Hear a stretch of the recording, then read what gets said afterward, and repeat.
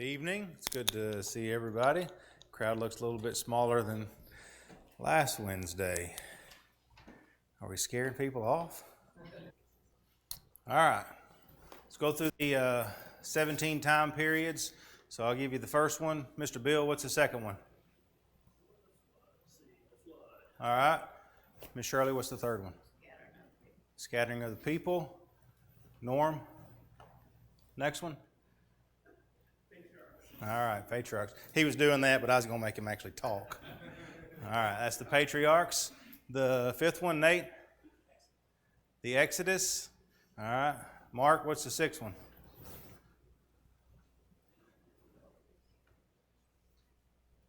Pressure's rough, ain't it, man? Does this help? There you go, wandering in the wilderness. All right, April, what's seventh? All right, invasion and conquest. Jesse, what's eight? Jesse Jackson. Got to clarify there.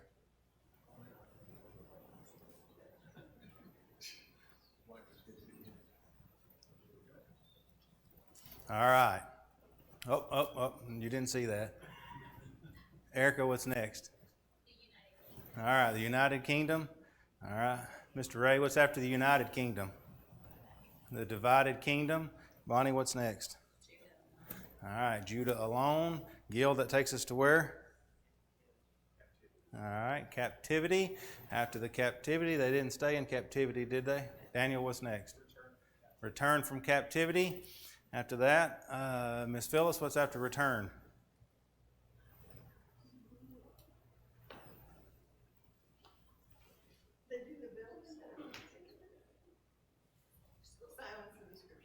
All right, the years of silence. After the years of silence brings us to what, Jesse Flowers? Life of Christ. Life of Christ. Christ came to establish something. Tina, what's after that?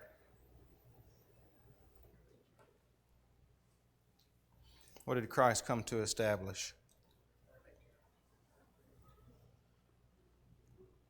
All right, early church. And the last one, Andy. What's the last one? All right, good job. That wasn't so bad, was it? All right, I think y'all about got those figured out. I'm not even going to make you go through them backwards right now. We'll just go ahead and skip through that because that's how much I like y'all. All right, so just very quickly, let's just go through these. So just everybody say them out loud. We want to get to where we can at least make it a little further along than what we've been thus far. So what's cycle 2 for before the flood? What's the first one? Creation. Next. All right, next. Next. Next. Fast forward with generations. All right, that takes us to the flood. What's the first one with the flood? Flood itself. Meat given for food. Law of capital punishment. Rainbow covenant. Curse of Canaan. And fast forward, generations. All right, that takes us then to the scattering of the people. What's the first event? Tower. All right, and then language is divided, and we hit fast forward again. So generations. What chapter in Genesis is this? Genesis chapter 11. All right, that takes us to the patriarchs. So who are the patriarchs? All right, and then the story of Joseph leads us from the patriarchs to the Exodus. And when we come to the Exodus, Israel's in bondage and birth of Moses. He was raised as the son of Pharaoh's daughter, rejected by his people. All right, yeah, I heard a couple. So he flees to the wilderness first, and then the burning bush, then the plagues. They cross the Red Sea, trip to Sinai, events at Sinai. They go to Kadesh. The spies spy out the land, and they refuse to go in. All right, that takes us then to the wandering in the wilderness. And what was the first one in the wandering? All right, that's an easy one. So they're sentenced to wander. And then we've got the rebellion of Korah, Dathan, and Abiram. Aaron's rod then buds. Miriam dies. All right, the sin of Moses and Aaron. And then the next one. Yep. So the next one is they go pass by Edom. And then Aaron dies. Fiery serpents. They conquer Sihon, and then they conquer Og. All right, I heard a couple things. No, that always gets people. You're going to get that one. The second census is, I have realized, throws a lot of people off. So after this, we have Balaam. And then the fornication with the Midianites, which we talked about last week. And then the second census is between the fornication and then the slaughter of the Midianites. And then after that, the book of Deuteronomy, which is the speeches of Moses. Then Moses' death. They cross the Jordan. They observe the Passover. All right, that takes us to the invasion and conquest. So where did they first enter into invade the land? All right, so we got the central campaign. Then they went which direction? All right, went to the south. We got the southern campaign. And then went to the north for the northern campaign. And after that, what happened? The land were distributed amongst the tribes. And then, all right, the Transjordanic tribes went home. And then, all right, Joshua challenges Israel to keep from idols and to be faithful to God. That's right. Joshua challenged them to choose who they're going to serve. But as for me and my house, we will serve the Lord. And then what? They renew their covenant with Jehovah. All right. So that brings us to your quiz. So who's the first judge? Othniel, Ehud, Shamgar, Deborah, Gideon. I was just waiting on somebody to say, why does he have 15 lines? There's not 15 judges. All right, so we've got Abimelech, who's not a judge, but a leader. Man, y'all are so good. All right, after Abimelech, we've got Tola, Jair, Jephthah, Ibzan, Elon, Abdon, Samson, Eli, Samuel. All right, so the first part of Judges, I can't remember the exact chapter. I think it's chapter 16. Chapters 1 through 16 get you through Samson. So there's a little bit of a break after Samson in the book of Judges. So Eli and Samuel are actually picked up, not in the book of Judges, but there are a couple of stories that we include here. The first one is the story of Micah, and this is, again, I don't have all of Cycle 3 memorized myself, but I think it's 17 and 18 in the book of Judges. So does anybody remember the story of Micah? And this isn't the prophet, this is during the time of the Judges. Anybody remember that story? Was he the one that had the interaction with the priest? And the priest ended up making a bad decision and ended up dying?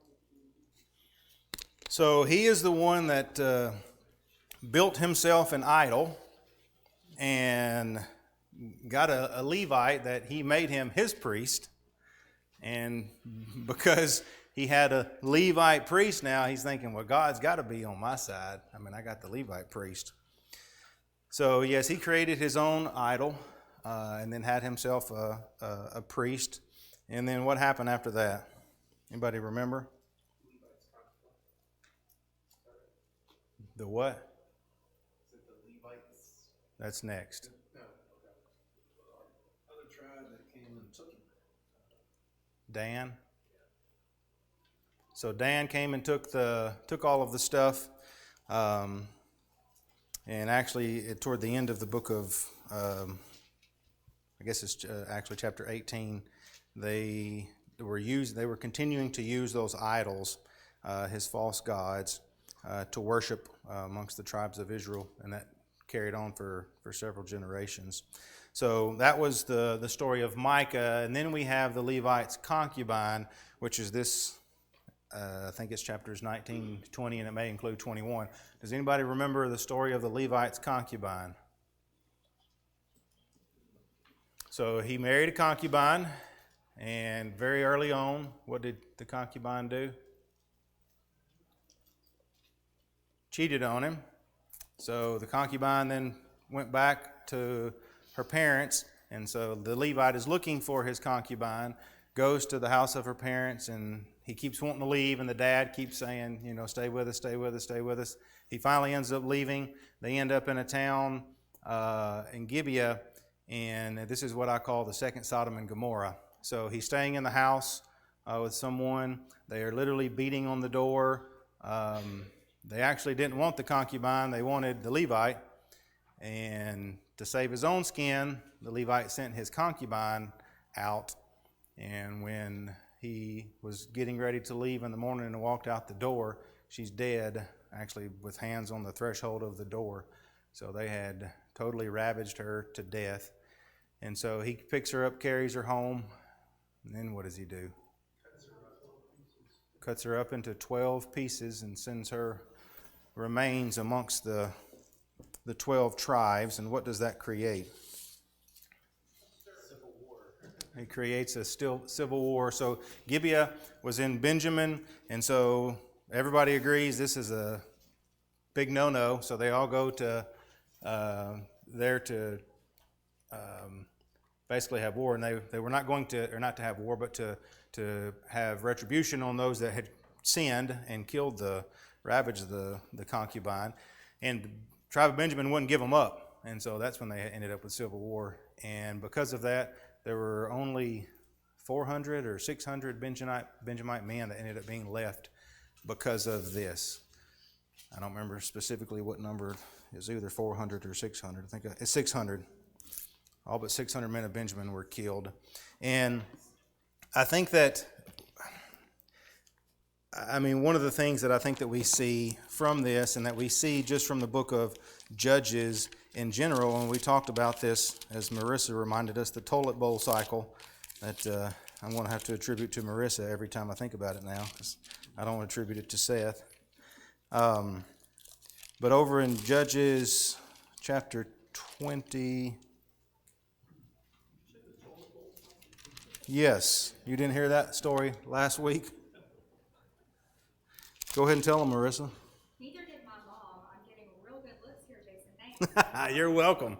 When Seth was here and we went over this last time, or not last time, but when they were here, he said that it was like a toilet bowl. They come around on the picture. It's a circle. They go around and around. They go from adultery to oppression to repentance to deliverance to peace. And then they go back around to adultery. So they go around and around, but they never quite come back to the same amount of peace. It's never quite as good as it was. So Seth likened it to a toilet bowl. And nobody remembers that but me and Mr. Bill. Oh, Gil and Francis. Now we got some more people speaking up. Okay, thanks.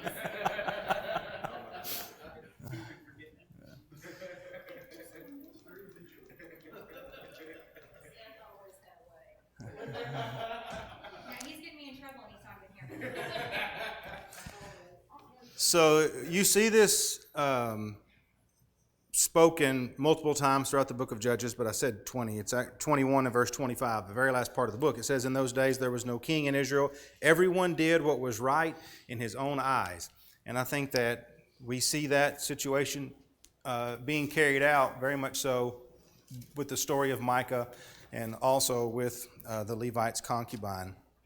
And then also during this time period, again, we're working on time periods and what stories that we know of that go in this time period, that go in this box. And one very well-known one is the book of Ruth. And so when you think about the book of Ruth, you need to remember that it always fits in with the time period of the Judges. So that's your box that is now full of stories for the book of Judges. So we just read there, in those days there was no king in Israel, which kind of helps us get to the next cycle. Obviously, it was during the time that Samuel was the judge, and what was the request of the people? We want to be like everybody else. Give us a king. And so they were given a king, and who was the first king? All right, so what do we remember about Saul, or what are some things that you can remember about the time when Saul was king?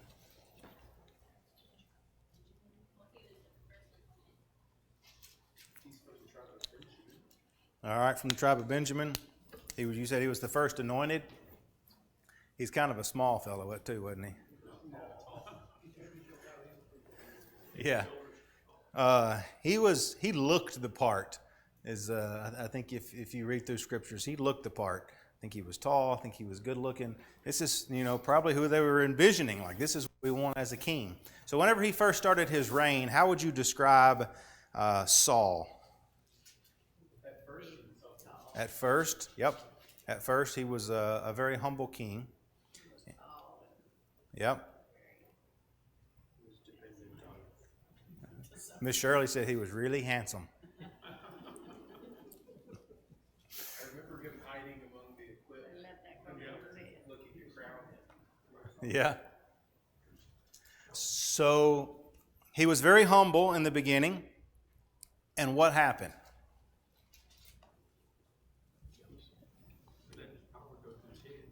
Okay. So he let his power go to his head. Does anybody remember the story when God finally said, "I'm taking the kingdom from you"? 1 Samuel 15. What was the situation there? What had Saul specifically been told to do? To destroy the Amalekites. Miss Francis? If he did not destroy, he decided that it was better to sacrifice and obey, so he took some animals and he sacrificed them. But he did not obey, so he just had that taken away. So he left the king alive. He left, in their minds, the best of the flock. And so, of course, Samuel is still around at this time. And so Samuel is walking up. And when he's talking to Saul, and Saul said, we did everything we were supposed to do, exactly what God said. What did Samuel say? What do I hear?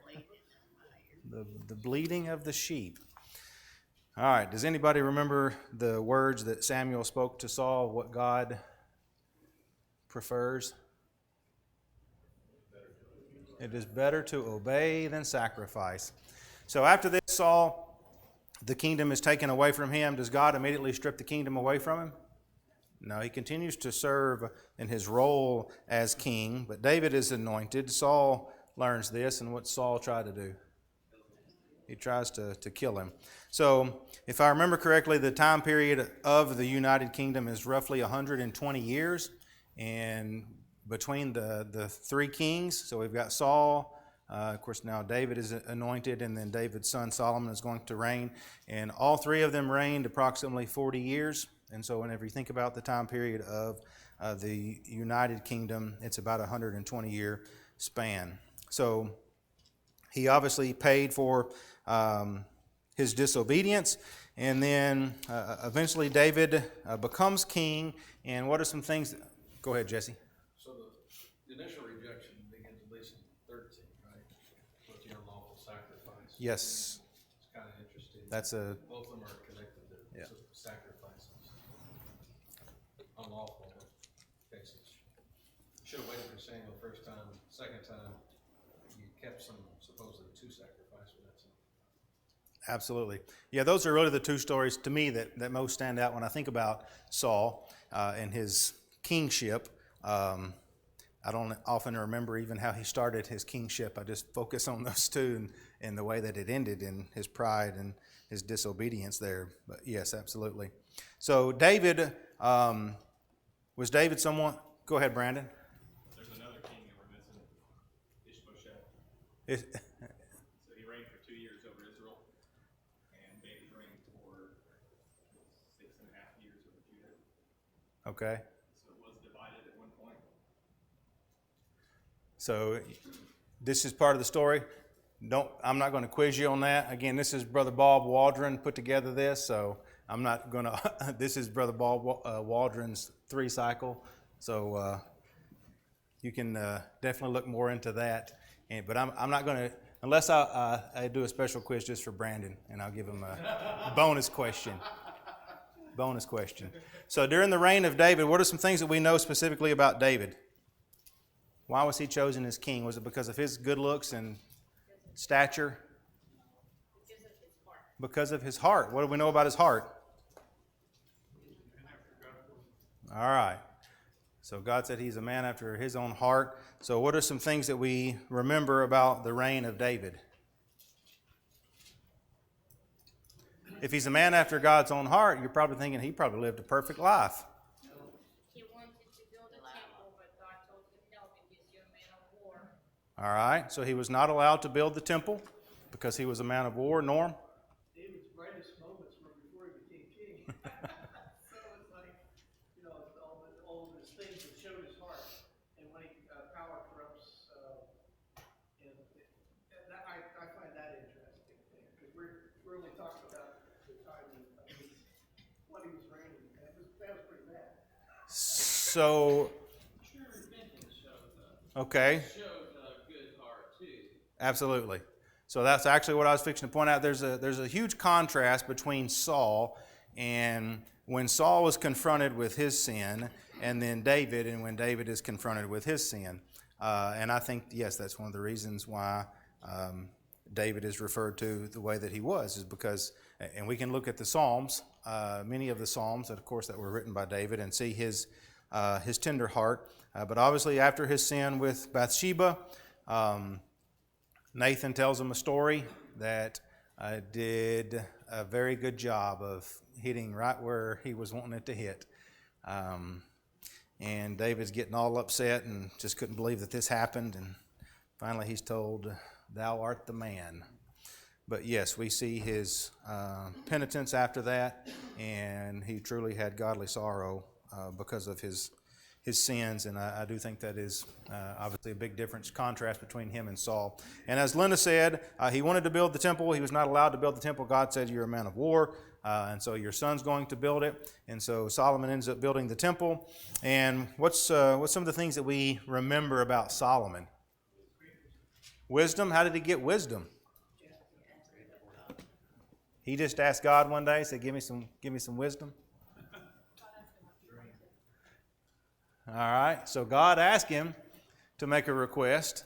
Solomon was a pretty young man. I don't know too many people that probably would have asked for wisdom. And Proverbs 4. Yeah, that's the whole thing where it says, when I was young and tender blooded, my mother's eyes, right? It's David's instruction was wisdom is the principal thing. I just think that was instilled with him, so he saw the value in it, and at least that towards his path. Yeah. So is that all God gave him? No, he gave him great wealth as well. Yep. Because he didn't ask for it. That's right. All right, so we remember him because of his wisdom. Because of his wisdom, that means he always made great decisions, right? No. All right, so what do we know about his married life?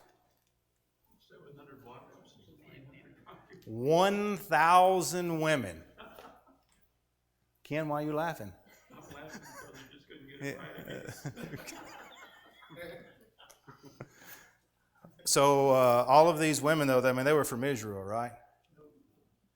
All right, so these are many, many foreign wives that ended up doing what to Solomon? All right, so they turned his heart from God, and toward the end of his reign, I got to be careful what I'm fixing to say here. It's not hard. It can be hard making a woman happy, one woman. Can you imagine making 1,000 women happy? Or even 700? So obviously they all have, I love women. I'm appreciative of everything that you do. I don't want to get in trouble. But 1,000 women, and they've all got different idols. And so Solomon's got to keep them happy. And so if you're going to build these temples and build these idols and do all of these things for all of your wives, what does that take?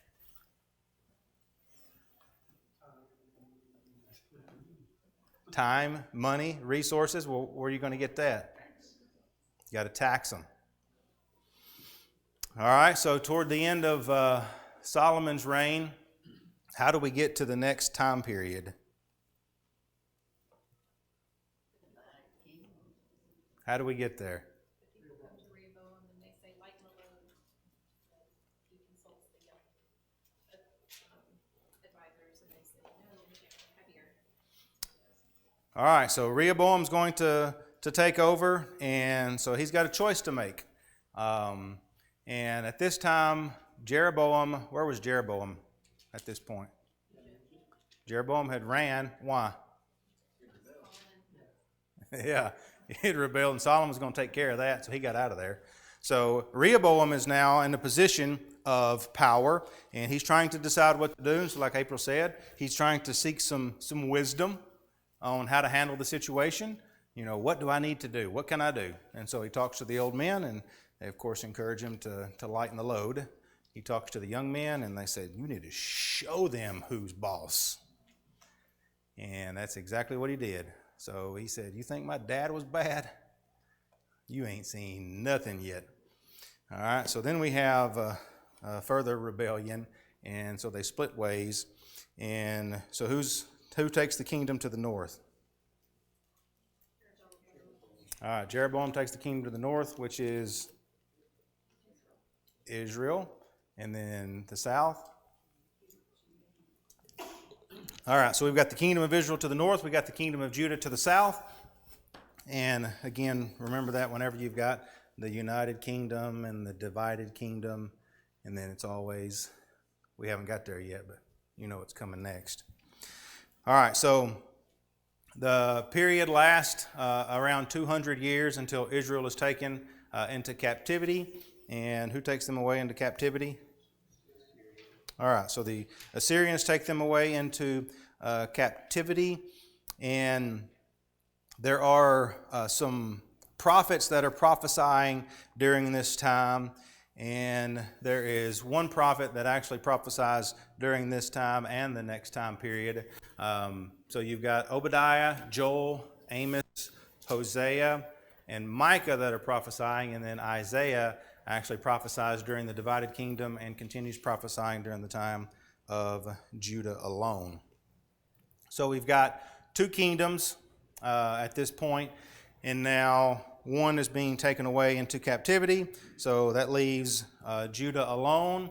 And who are some of the kings that we remember during this time period of Judah alone?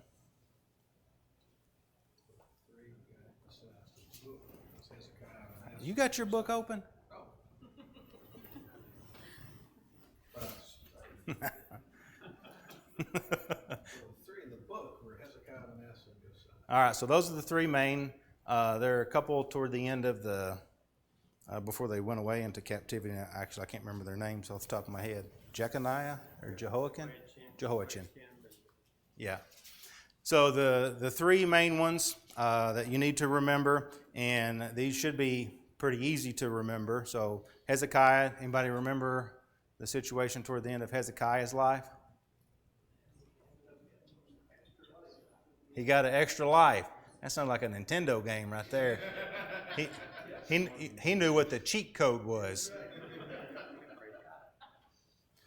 All right, so he was told to get ready because you're fixing to die, and he prays to God, and God gave him how much more time?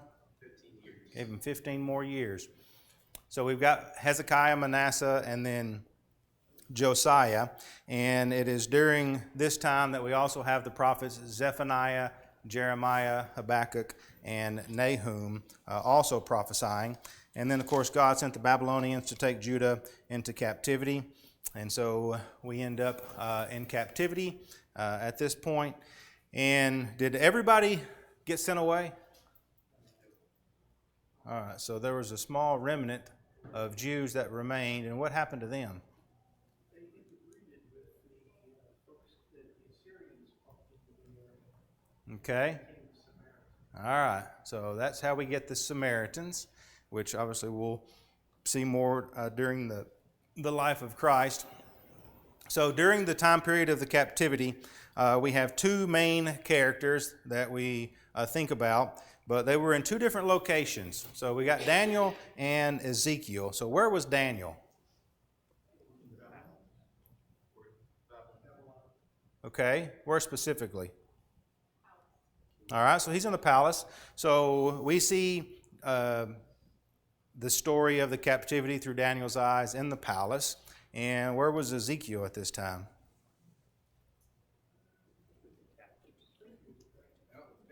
Yep, Ezekiel is among the people, among the common people, and so you really see basically the two different perspectives during this time period of the captivity. So during this time period of the captivity, obviously it's could be viewed as a dire situation, but we see some great stories of faith during this time period. What are some of the stories that we remember during this time period with great stories of faith? Daniel? All right. What specifically with Daniel?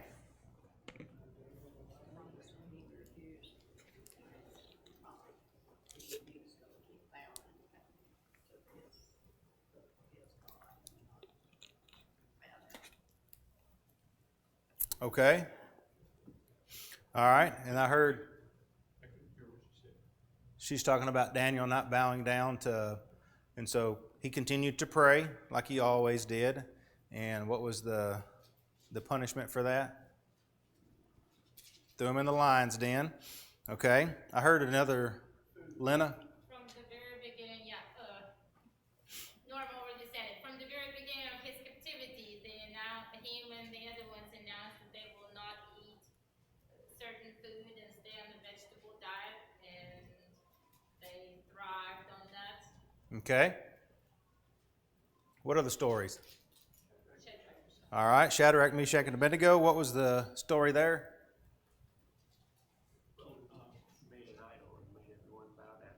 All right, so the king made an idol that everybody was going to have to bow down to, and they would not. So they survived the fiery furnace.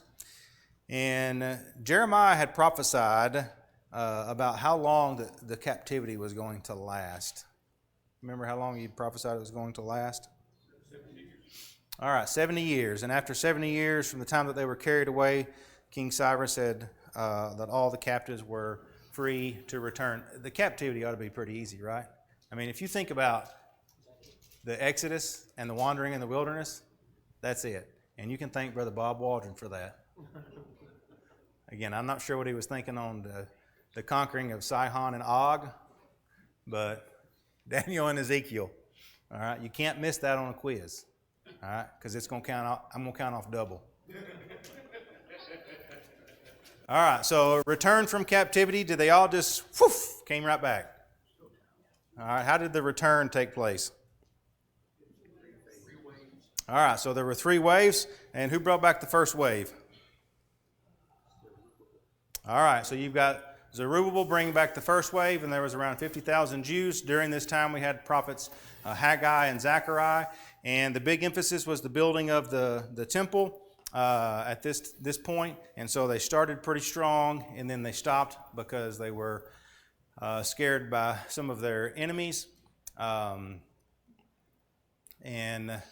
they did not finish at this point. So who was the second? Actually, between this and then the next one, we have the story of Esther, which happens during this time period, and it's between Ezra's chapter 6 and chapter 7 that we actually have the story of Esther. This one's always, I can't tell you why, but it's always easy for me to remember Esther during the time period of the return. I mean, you know it's got to either be during captivity or the return because of the story and the killing of the Jews.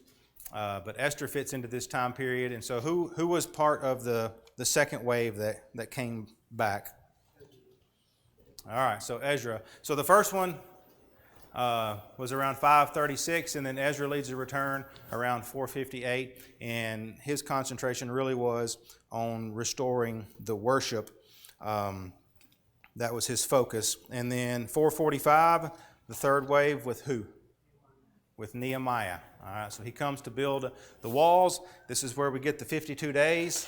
And if you've ever heard Jesse preach, you should never forget 52 days. All right? I'll always remember that. And then after Nehemiah, we've got Malachi, who was the last prophet of the Old Testament. That was during this time. And then during this time, we have Amos, who was prophesying. And what was the prophecy that Amos had made? There's going to be a famine of the word. And that's exactly what we see during the time period between the return and then we see with the life of Christ. There was a famine of the word. There was no prophecy. And it was during this time that we've got kind of the rise and fall of multiple powers.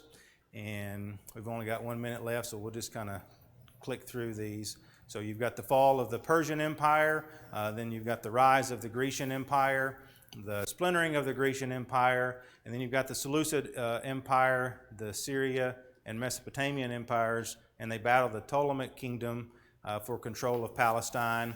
And then you've probably heard of the Maccabean Revolt.